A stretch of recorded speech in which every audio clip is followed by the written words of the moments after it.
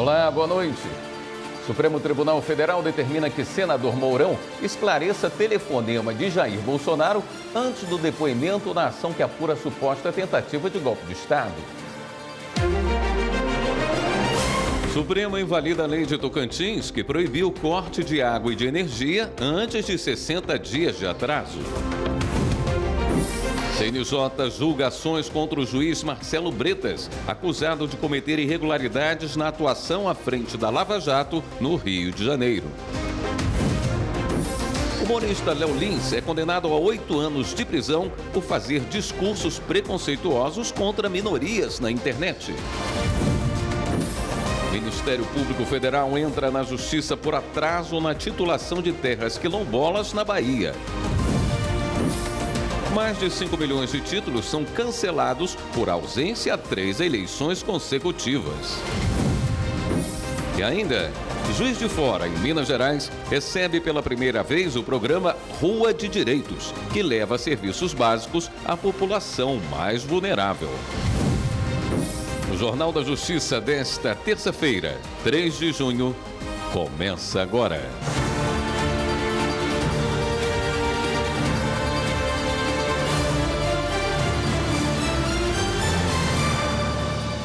O ministro Alexandre de Moraes, do Supremo Tribunal Federal, a pedido da Procuradoria-Geral da República, determinou que a Polícia Federal tome depoimento do senador Hamilton Mourão no prazo de 15 dias.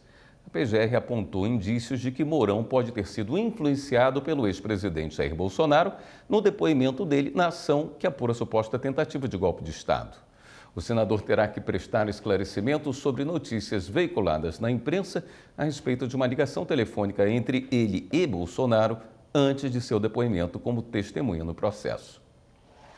O Supremo declarou inconstitucional uma lei do Tocantins que impedia a suspensão do fornecimento de energia elétrica e de água com atraso de menos de 60 dias da fatura. Acompanhe os detalhes com a repórter Carolina Chaves.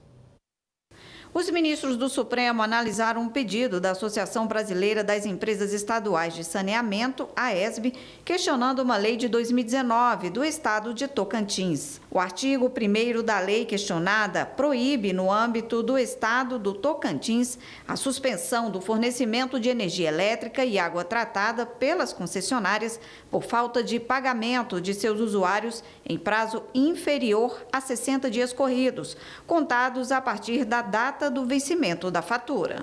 No Supremo, a associação alegou que a proibição viola o princípio da separação dos poderes, do equilíbrio econômico-financeiro, a competência da União para explorar e legislar sobre energia elétrica e normas de saneamento básico. Por isso, pediu que o STF declarasse a lei inconstitucional. O relator, ministro André Mendonça, destacou que a Constituição atribui à União a competência para legislar sobre a matéria, inclusive sobre a suspensão do fornecimento em caso de inadimplência. No caso de energia elétrica, Mendonça lembrou que a prestação e regulação são de competência exclusiva da União por meio da Agência Nacional de Energia Elétrica. E quanto ao abastecimento de água, cabem aos municípios regular por se tratar de um serviço de interesse local. Nesse sentido, o julgamento em plenário virtual, Mendonça declarou o artigo 1º da lei inconstitucional.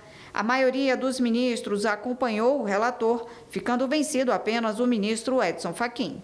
A primeira turma do Supremo Tribunal Federal voltou a julgar se recebe a queixa-crime apresentada pelo deputado federal Gustavo Gayer contra o também deputado José Nelto pelos crimes de calúnia e injúria.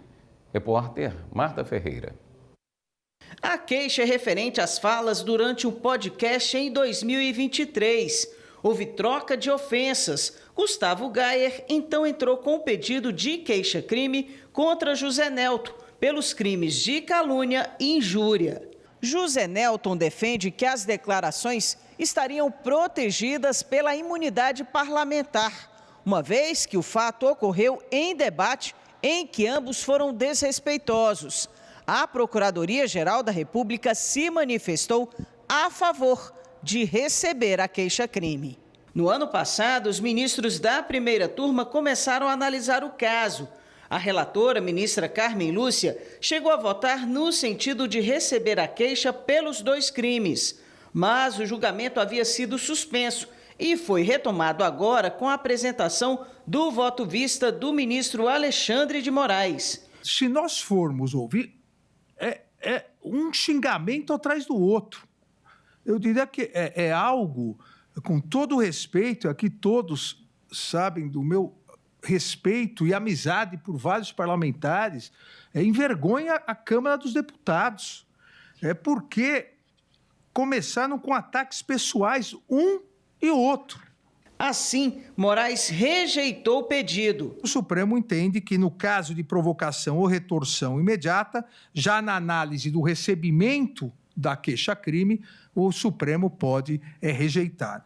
Então, por isso que me parece que tudo que ocorreu, todas as ofensas de um lado e do outro, todas elas são caracterizadas, tudo é crime, eu concordo com Vossa Excelência.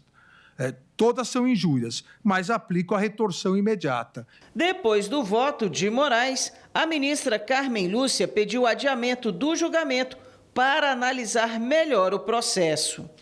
Já a segunda turma decidiu que herdeiros podem, excepcionalmente, assumir um processo que trata sobre anistiado político.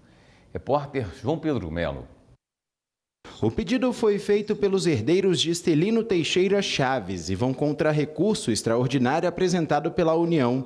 O julgamento ainda não tratou sobre o mérito da questão, mas sim sobre a possibilidade de que herdeiros fossem constituídos no processo sobre a anulação de uma anistia política dada a Estelino. Ao analisar o caso, o ministro André Mendonça confirmou a possibilidade de inclusão dos herdeiros no processo e destacou que a excepcionalidade não deve ser estendida às demais situações em que se discute o assunto. O ministro também afirmou que o reconhecimento da condição de anistiado político possui caráter indenizatório, que integra patrimônio jurídico ao espólio de herdeiros. Por fim, os magistrados acompanharam o voto, que foi alterado pelo ministro André Mendonça, apontando que os herdeiros têm a legitimidade para pedir a execução do julgado, desde que estejam constituídos no processo. A turma, por unanimidade, conheceu do agravo interno e, no mérito, deu-lhe provimento para, desde logo, negar provimento ao recurso extraordinário da União, tudo nos termos do voto relator. E, portanto, com os votos reajustados do eminente ministro relator, do ministro Cássio Nunes Marques e também do meu voto. No próximo bloco, a ação da Polícia Federal combate fraudes contra sistemas informatizados da Receita Federal. E o humorista Léo Lins é condenado a 8 anos de prisão por fazer discursos preconceituosos contra minorias na internet. Os detalhes no próximo bloco. Até já.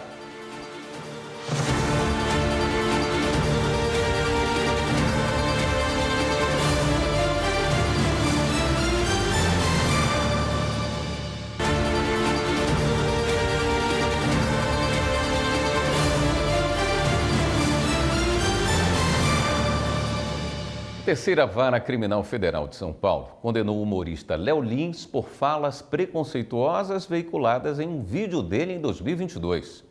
Repórter João Pedro Melo. A decisão atendeu um pedido feito pelo Ministério Público Federal. O humorista deve ficar preso por 8 anos e 3 meses de prisão em regime inicial fechado por discursos preconceituosos contra diversas minorias. Ainda terá que pagar uma multa equivalente a R$ 1.170 salários mínimos, o que dá em média R$ 1.400.000, e uma indenização de R$ 303.000 por danos morais coletivos. Ainda cabe recurso da decisão. A Justiça do Rio Grande do Sul condenou o motorista escolar da Prefeitura de Erebango, no noroeste do estado, a mais de 100 anos de prisão por estupro de meninas menores de 14 anos. Entre as vítimas estão as 2 filhas dele, enteadas e alunas com deficiência intelectual. Os crimes aconteceram entre 2012 e 2024, enquanto ele trabalhava como servidor público e dirigia o ônibus escolar municipal. Além da pena de prisão, o réu perdeu o cargo público e o poder familiar sobre uma das filhas. Ele também terá que pagar R$ 10.000 a cada vítima por danos morais e vai ter o nome incluído no Cadastro Nacional de Pessoas Condenadas por Crime de Estupro. A prisão preventiva dele foi mantida. A Justiça de São Paulo negou o pedido de um advogado para recuperar a conta dele no TikTok. Segundo a plataforma, o usuário publicou vídeos com conteúdo nazista, o que viola as regras da comunidade. Regina Souza. Na sentença, o juiz da 2ª Vara do Juizado Especial Civil de Santos afirmou que os vídeos divulgam ideias repugnantes para a sociedade e não merecem qualquer grau de tolerância. O magistrado citou decisão do Supremo Tribunal Federal que fixou o entendimento: a liberdade de expressão não protege a propaganda de ideais nazistas. Na ação, o advogado afirmou que foi banido de forma injusta e pediu indenização por danos morais. Disse que os vídeos eram sátiras e que tem mais de 350 mil seguidores na rede. O TikTok, por sua vez, detalhou que ele aparecia caracterizado como Adolf Hitler e usava trilhas ligadas ao regime nazista. A empresa sustentou que agiu dentro da legalidade ao excluir a conta do advogado. Para o juiz, ainda que os vídeos não tenham tido a intenção de fazer apologia ao nazismo, o conteúdo não reduz a gravidade dos crimes do regime. O pedido foi negado. A decisão é definitiva porque o advogado não pagou as custas para recorrer. No Piauí, a Secretaria de Segurança faz operação Ouro Sujo contra o comércio ilegal de ouro. A ação da Polícia Federal combate fraudes contra sistemas informatizados da Receita Federal. E mais de 6 toneladas de drogas são apreendidas em lancha usada por facção criminosa na Amazônia. Vamos conferir. A Força Integrada de Combate ao Crime Organizado no Amazonas apreendeu no Rio Solimões, próximo a Manacapuru, uma embarcação com cerca de 6 toneladas de drogas, além de armamento de grosso calibre e munições. A droga, que seria para facções criminosas, saiu da tríplice fronteira Brasil, Colômbia e Peru. A ação é considerada a maior apreensão já feita na história do Amazonas. Uma ação da Polícia Federal em Pernambuco e no Rio de Janeiro cumpriu 2 mandados de busca e apreensão com o objetivo de desarticular um esquema criminoso que fraudava os sistemas informatizados da Receita Federal. A investigação apura o envio fraudulento de mais de 300 declarações finais de espólio feitas sem o conhecimento dos titulares dos cadastros de pessoas físicas. 2 empresários foram presos na Operação Ouro Sujo da Secretaria de Segurança Pública do Piauí para desarticular um esquema criminoso de comercialização ilegal em Teresina. A Justiça determinou a interrupção de todas as transações comerciais, físicas ou virtuais, realizadas pelos suspeitos, inclusive por meio de redes sociais. As investigações indicam que um grupo criminoso utilizava empresas de fachada para adquirir e revender ouro de procedência ilícita. A Justiça do Rio de Janeiro concedeu habeas corpus para o cantor Marlon Brandon Coelhos Couto, o MC Pose do Rodo, preso na semana passada. A decisão revogou a prisão temporária do MC. Repórter Evne Araújo traz as informações sobre esse caso. O Tribunal de Justiça do Rio determinou a soltura de Pose do Rodo e pediu o cumprimento de medidas cautelares. A avaliação do judiciário foi que a prisão não se sustentava porque não ficou demonstrado que era imprescindível para a investigação. Outra consideração foi que o MC já tinha sido alvo de inquérito em um processo semelhante, em que foi absolvido em primeira e segunda instâncias. Entre as medidas cautelares que devem ser cumpridas por Pose do Rodo estão o comparecimento mensal à Justiça, não sair do Rio de Janeiro enquanto durar a análise definitiva do habeas corpus, entregar o passaporte ao juiz do caso e não se comunicar com outras pessoas investigadas no inquérito. Caso descumpra a determinação, o MC pode voltar a ser preso. O cantor foi preso na semana passada. Ele é investigado por apologia ao crime e por envolvimento com o tráfico de drogas. Segundo a polícia, o MC também é investigado por lavar dinheiro do tráfico, mais especificamente da facção carioca Comando Vermelho. A Justiça determinou que a União garanta água potável e saneamento básico para indígenas do Amapá e do Pará, depois da ação do Ministério Público Federal. Os detalhes com o repórter Márcio Fontinelli. O Tribunal Regional Federal da Primeira Região decidiu manter a condenação que obriga a União a fornecer água potável e saneamento básico às comunidades indígenas que vivem no interior do Amapá e do Pará. A ação proposta pelo MPF começou em 2017, depois que ficou comprovada a falta de estrutura básica para os povos tradicionais. Em 2019, o governo federal foi sentenciado a providenciar o sistema de esgoto e de tratamento de água, além de pagar indenização por danos danos morais coletivos. A União recorreu da decisão, mas, ao se posicionar, o MPF pediu que ela fosse mantida. A seguir, Polícia Civil cumpre mandado de busca na casa de um homem de 28 anos, suspeito de ameaçar deputadas estaduais de São Paulo. E a gente fala sobre o segundo encontro regional de adoção em Alagoas. Voltamos em instantes.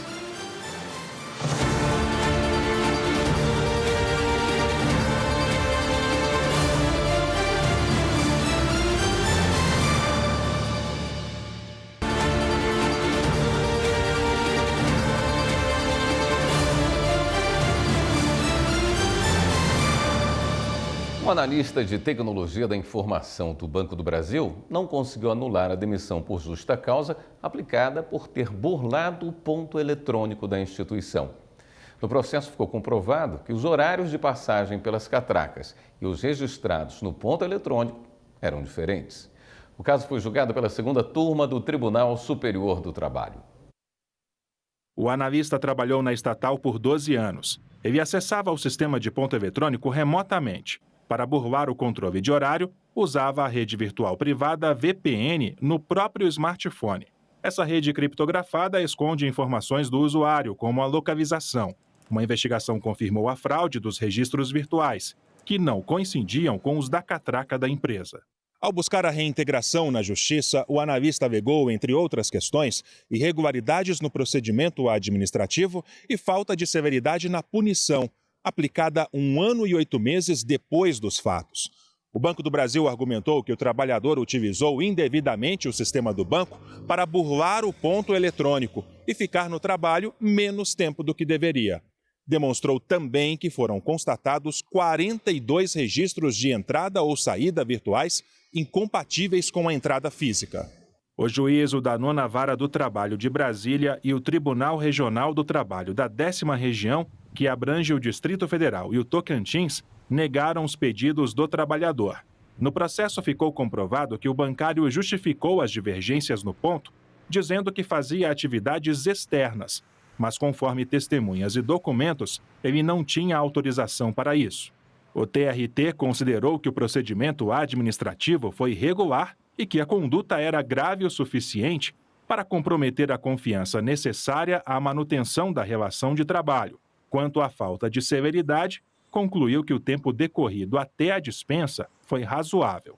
O caso foi parar no TST e a segunda turma manteve a decisão. Segundo o colegiado, a penalidade estava fundamentada em provas robustas como documentos, depoimentos e imagens, sobre as quais o empregado teve oportunidade de se manifestar em todas as fases do processo. Além disso, não cabe ao TST reexaminar fatos e provas. O analista de TI apresentou embargos de declaração. Sustentou que a turma não teria se manifestado sobre a ausência de severidade e a caracterização de perdão tácito, ou seja, omissão em punir. Mas na avaliação da relatora, ministra Adelaide Miranda Arantes, não houve omissão, porque a decisão explicitou de forma clara e coesa os motivos que justificaram o não conhecimento do recurso de revista. A decisão foi unânime, não cabe mais recurso. A Corte Especial do Superior Tribunal de Justiça entendeu que, sob o Código de Processo Civil de 1973, honorários só podem ficar abaixo de 1% do valor da causa se houver justificativa específica. Repórter Kátia Gomes. O caso julgado foi uma ação no valor de 240 milhões de reais. O Tribunal Regional Federal da Primeira Região fixou os honorários em 10 mil. Posteriormente, a primeira turma do STJ aumentou esse valor para 200 mil reais, alegando que aplicar 1% sobre o valor da causa resultaria em um valor excessivo. No entanto, no julgamento de embargos de divergência, a Corte Especial do STJ deu provimento ao recurso especial e reformou a decisão. O relator, ministro Sebastião Reis Júnior, explicou que, segundo o Código de Processo Civil de 1973, o valor mínimo dos honorários deve ser 1% do valor da causa, salvo motivo bem fundamentado. Segundo o relator, nesse caso, a decisão anterior não explicou por que o trabalho do advogado merecia menos de 1%. Não mencionou o esforço do profissional, o tempo envolvido ou a complexidade da causa. Para Sebastião Reis Júnior, se não houver justificativa detalhada, o valor abaixo de 1% é presumido como irrisório. E a transferência de documentos do STJ para o Arquivo Central suspende pesquisas de usuários externos até o dia 26 de junho. Repórter Jafer Araújo. Uma verdadeira mudança. O acervo de documentos do Superior Tribunal de Justiça, arquivados atualmente na sede da Corte, está sendo transferido para um novo espaço no setor de garagens oficiais em Brasília.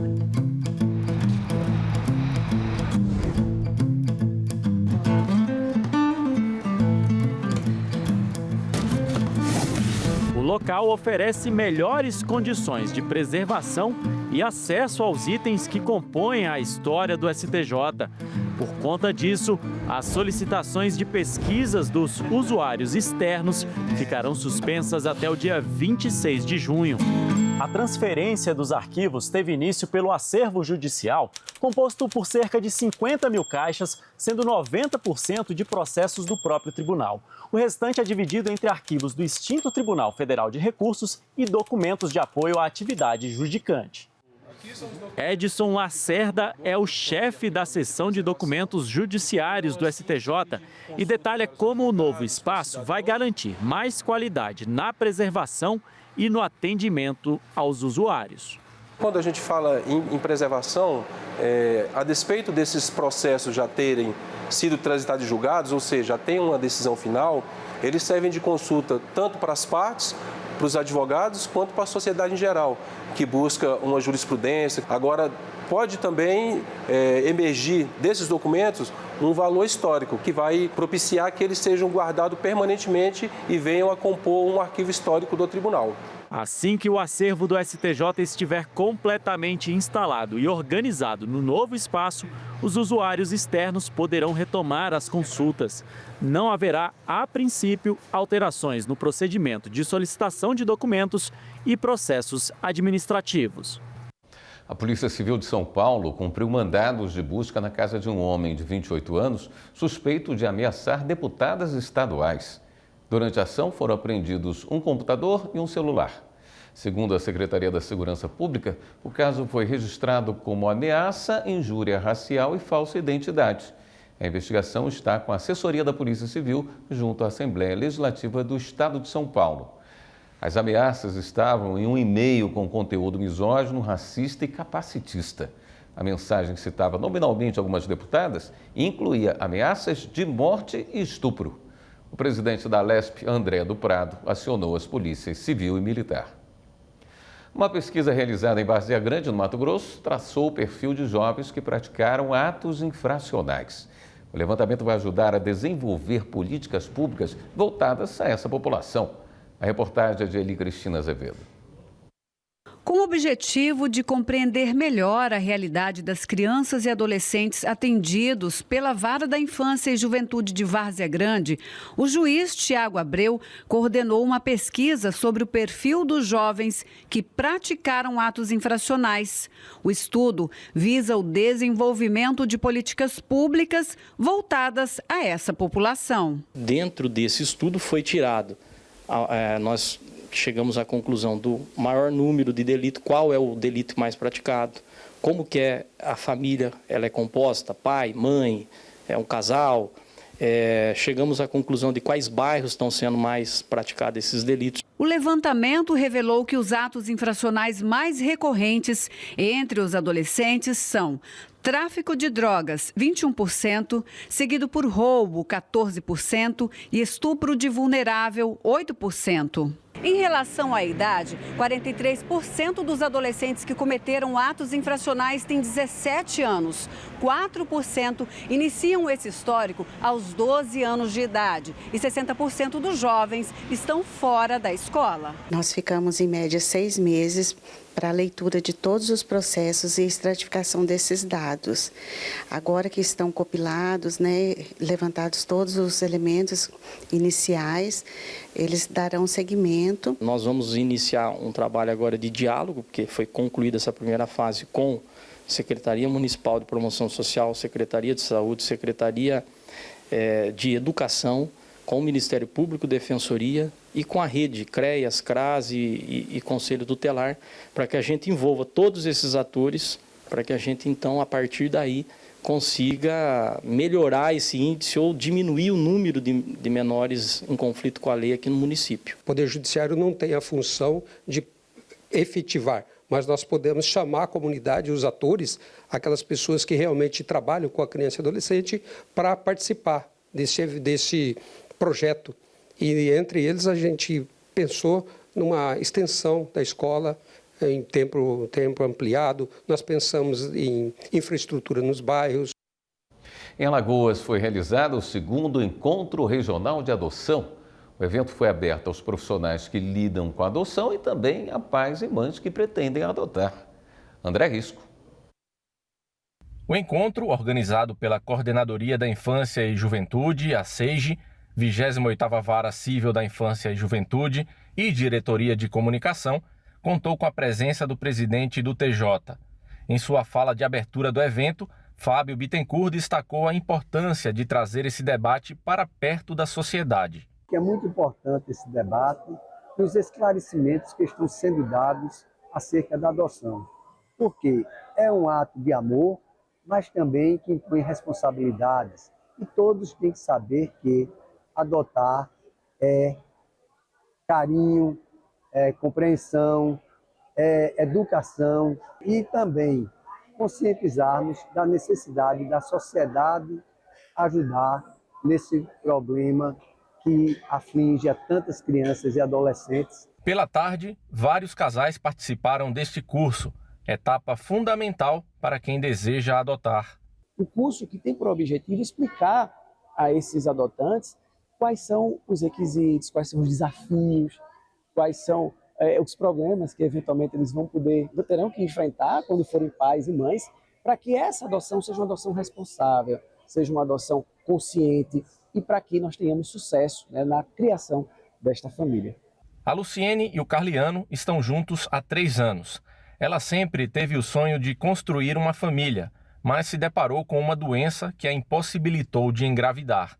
Após várias tentativas e exames, eles conversaram e resolveram partir para a adoção.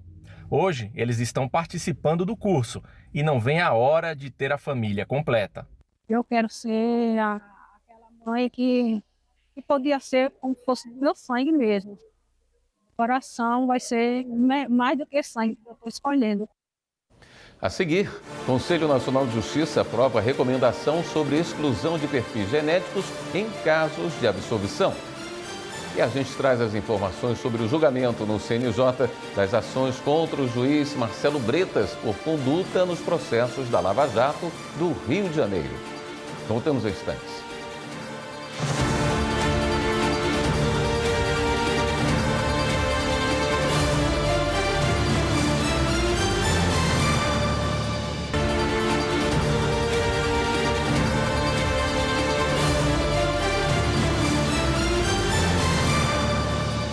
O ex-juiz da Lava Jato no Rio de Janeiro, Marcelo Bretas, foi punido pelo Conselho Nacional de Justiça com aposentadoria compulsória. Ele é acusado de irregularidades na condução de processos durante a operação. Ao todo foram julgados 3 processos administrativos contra ele. Os detalhes da sessão de hoje com o repórter Pablo Lemos. Marcelo Bretas é acusado de negociar penas, direcionar acordos e influenciar politicamente na Operação Lava Jato, quando atuava na 7ª Vara Federal do Rio de Janeiro. A Procuradoria-Geral da República havia defendido um afastamento temporário do cargo de até 90 dias, mas o entendimento do relator no Conselho Nacional de Justiça foi outro. Tenho como certo que o alto grau de reprovabilidade das faltas, que compromete a imagem de toda a magistratura e que revelam incompatibilidade permanente para o cargo, justifica, sim, a imposição da reprimenda administrativa mais gravosa, qual seja a aposentadoria compulsória, com vencimentos proporcionais ao tempo de serviço. Ao todo, o CNJ analisou 3 processos administrativos disciplinares.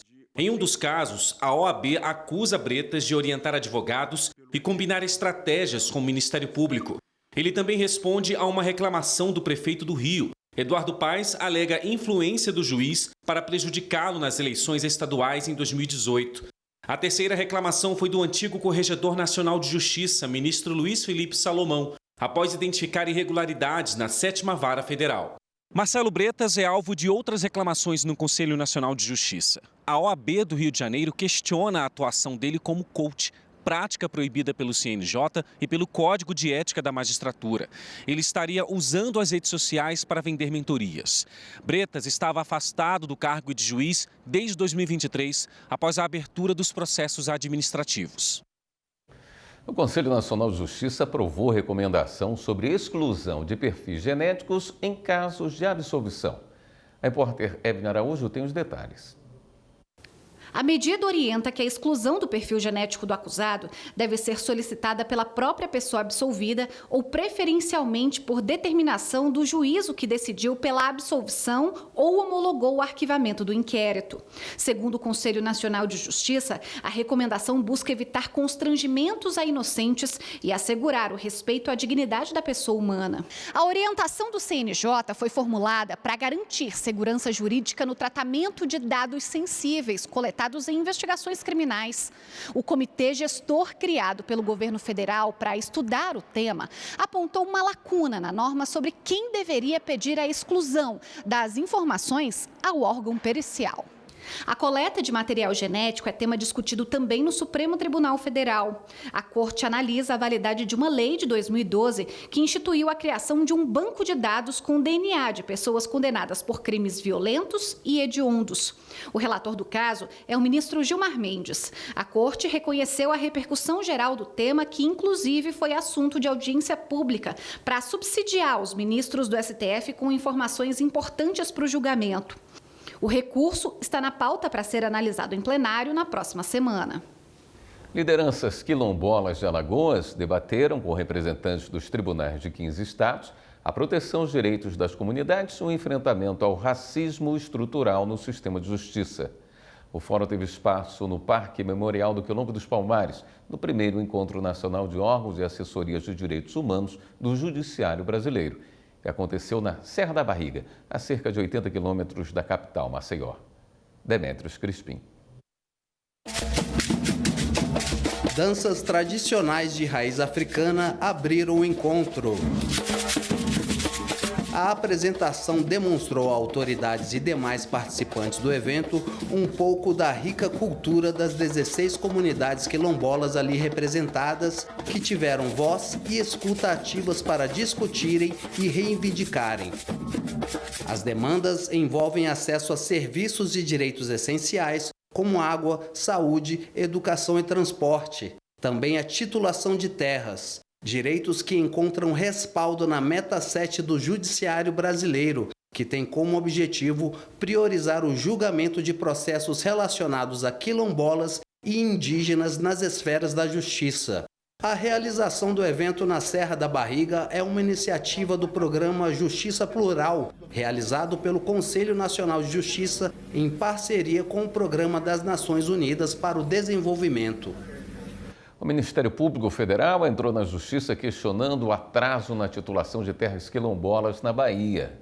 Mas Fontinelli tem as informações. O governo federal, o INCRA e a Prefeitura de São Francisco do Conde, na Bahia, foram acionados na Justiça em razão da demora na regularização fundiária do território quilombola na região. A ação partiu do Ministério Público Federal, que aponta que há 4 anos as comunidades aguardam uma definição do caso enquanto sofrem com a falta de serviços públicos básicos.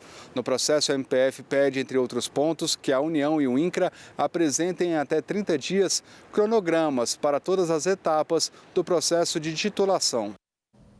O Tribunal de Justiça do Rio Grande do Sul abriu a exposição Marcas da Enchente, memórias de quem fez a diferença para superar e reconstruir. A mostra reúne fotos da tragédia de maio do ano passado. A exposição Marcas da Enchente, Memórias de quem fez a diferença para superar e reconstruir, mostra a atuação das pessoas do Judiciário durante a maior tragédia climática do Estado, da perspectiva do Judiciário gaúcho, atingido duramente em suas sedes. Os olhos, as câmeras e o coração dos servidores do Judiciário registraram momentos que simbolizam o medo, a solidariedade, a fé e a esperança vivenciados no histórico outono de 2024. São imagens que mostram que nem mesmo sob a correnteza de águas turvas, o TJRS deixou de estar junto com quem mais precisou, promovendo a justiça social. A realização é da Direção de Comunicação Social, a DICOM, do TJRS e do Memorial do Judiciário do Rio Grande do Sul. Estudantes da Rede Pública de Ensino de Alagoas visitaram um abrigo para idosos e puderam compartilhar experiências, sorrisos e memórias. A ação faz parte do projeto Adote um Idoso, do Poder Judiciário Alagoano. Um momento de afeto, sorrisos, memórias e muita música.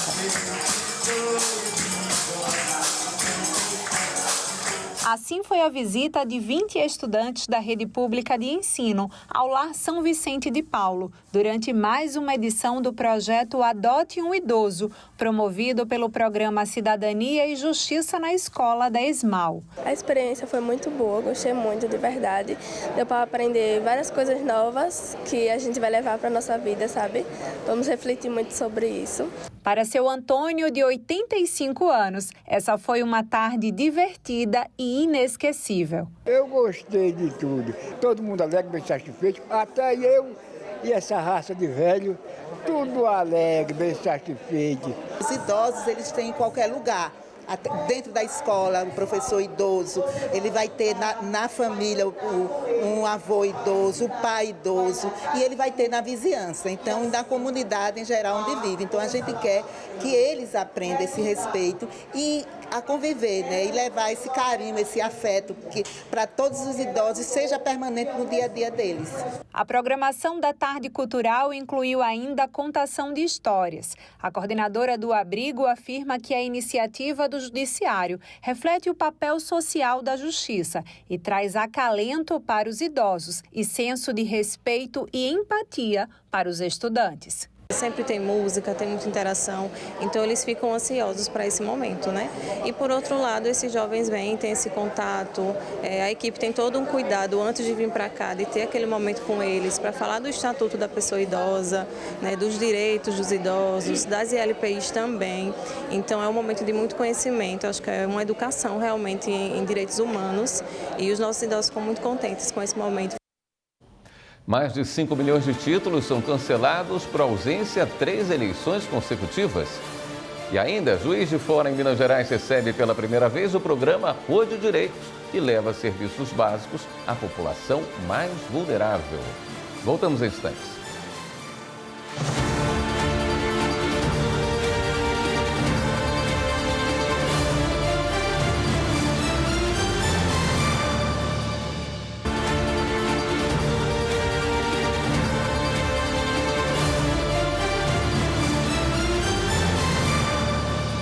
O Supremo Tribunal Federal condenou mais 31 pessoas envolvidas nos atos antidemocráticos de 8 de janeiro. Para 28 delas, as penas foram fixadas em 1 ano de detenção e substituídas por restrição de direitos. Para os 3 restantes, a condenação foi a 2 anos e 5 meses de detenção. Os julgamentos foram realizados em sessões virtuais do plenário da Corte. Em todas as ações penais, prevaleceu o voto do relator, ministro Alexandre de Moraes, no sentido de que o grupo do qual os réus faziam parte tinha a intenção de derrubar o governo democraticamente eleito em 2022. O eleitorado que não votou, não justificou nem pagou as multas referentes à ausência às urnas e teve o título cancelado, precisa regularizar a situação na Justiça Eleitoral. Quem explica é a repórter Daniela Ramalho.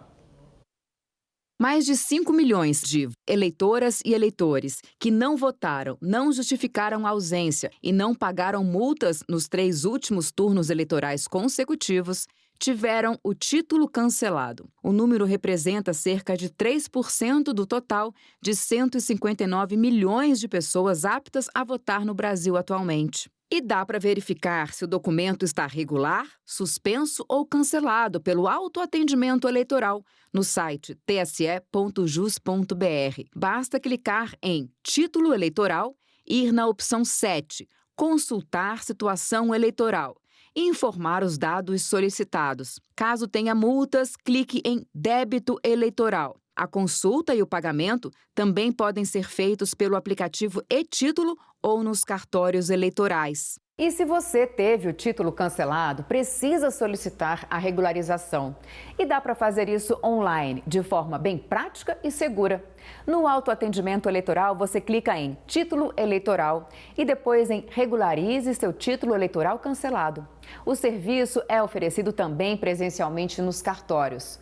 Caso o eleitor ainda não tenha a biometria cadastrada, o sistema vai informar a necessidade de comparecer ao cartório eleitoral para realizar a coleta em até 30 dias após o pedido. Se a biometria já estiver cadastrada e válida, o processo pode ser todo concluído pela internet. Quem tem o título cancelado fica impedido de votar, tomar posse em cargos públicos, obter passaporte ou CPF, renovar matrícula em instituições de ensino oficiais e participar de concursos públicos. Pela primeira vez, a chamada Rua de Direitos foi realizada em Juiz de Fora, na Zona da Mata. A iniciativa do Tribunal de Justiça de Minas Gerais leva serviços básicos à população mais vulnerável. Repórter Kátia Matos tem os detalhes. Juiz de Fora recebeu pela primeira vez a Rua de Direitos, um mutirão que mobiliza diversas instituições do Poder Judiciário e de outros órgãos públicos e privados para levar cidadania para a população em situação de rua. A gente leva um pouco de dignidade a essas pessoas, que no dia a dia elas não acessam, direitos básicos. O Patrick veio de outro estado com uma promessa de emprego, mas chegando em Minas, o acordo foi desfeito. Sem dinheiro, ele foi parar nas ruas. Aqui, ele conseguiu atendimento da assistência social do município. Consegui a passagem de volta, consegui um lugar para ficar até sexta-feira. Depois? Aí eu vou voltar para minha cidade, né? A cidade tem 600 mil habitantes e cerca de 800 pessoas vivem em situação de rua. O que você precisa? Essa é a pergunta mais ouvida aqui. É uma frase comum, mas para a maioria das pessoas que vieram aqui hoje em busca de atendimento, essa frase é raramente ouvida. No dia a dia, elas passam invisíveis pelos olhos da população. A escolha da Praça Raufeld para realizar a Rua de Direitos foi estratégica. Mais do que os serviços são apresentados, são as informações, é o acolhimento, é o encontro, é a rede. Então nada melhor que seja feito numa praça central daqui de Juiz de Fora. Eles tiveram acesso a serviços básicos que todo cidadão tem direito. Atendimento médico, psicológico, social e jurídico. Puderam tirar segunda via e regularizar documentos, como, por exemplo, o CPF. Com o CPF, a pessoa pode ir numa farmácia popular, por exemplo, pode pedir um auxílio previdenciário. Aliás, o INSS está aqui para recebê-los também. Uma barbearia trouxe mais autoestima. Olha como o José chegou aqui. Aos poucos foi se transformando. Agora, veja como ficou minutos depois. Achei que melhorou bastante, né? Na Arara Solidária encontramos a Eliane, toda feliz com as roupas novas. Achei calça, a calça. Ao lado da Arara de roupas femininas, um pequeno estande, mas com informações de grande valor. A importância desse sinal é que todas as mulheres saibam o que deve fazer e se outra mulher fazer, o que representa para nós, que é um sinal de pedido de socorro. Ele é feito da seguinte forma: a mão aberta, depois fecha o dedão e fecha a mão. É um pedido de socorro. A Daiane é assistente social e trabalha em comunidades terapêuticas para dependentes químicos. Em uma parceria com o Fórum de Juiz de Fora, ela conseguiu encaminhar para internação e tratamento 20 pessoas em situação de rua que não conseguem se livrar do álcool e de outras drogas. Vai fazer a avaliação médica deles para ver que eles estão aptos a fazer tratamento em comunidade terapêutica e, de acordo com a vontade, livre e espontânea vontade deles, eles serem acolhidos. Esta edição do Jornal da Justiça fica por aqui. Uma boa noite. Até amanhã.